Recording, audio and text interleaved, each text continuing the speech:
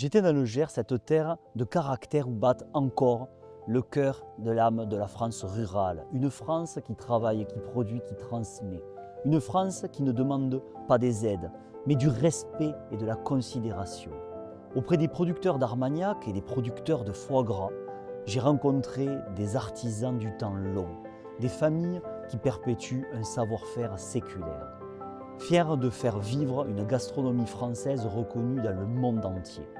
Ici, chaque produit raconte une histoire, celle de la patience, de l'exigence et de la fierté de produire français.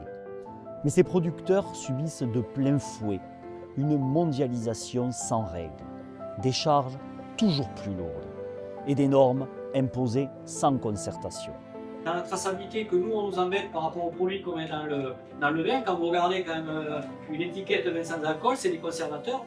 Et ici même, dans une palombière, j'ai retrouvé le même message, celui d'une ruralité qui veut vivre selon ses traditions, en paix et en liberté.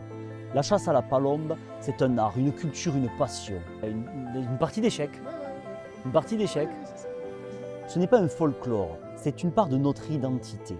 Tout au long de l'année, c'est la bonne excuse pour se retrouver entre copains. Tu fais effectivement. les corvées fougères. En fait, c'est une chose qui tourne beaucoup autour de la table. Eh bien oui. Parce qu'on a la structure pour ça. Quand certains technocrates à Bruxelles ou à Paris veulent interdire ou réglementer sans comprendre, Et le principe, tu montes ton truc. ils s'attaquent à ce que nous avons de plus précieux, la liberté de nos territoires.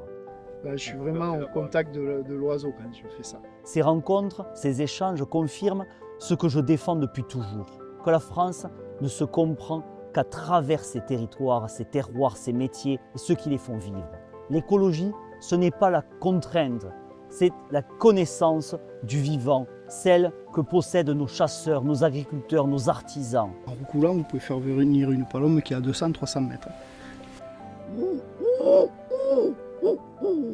Au Parlement européen, je continuerai à défendre cette vision, une Europe des nations et des terroirs, une Europe du bon sens, respectueuse de nos traditions et de nos choix de vie. Pas une Europe qui uniformise, pas une Europe qui impose, mais une Europe qui protège.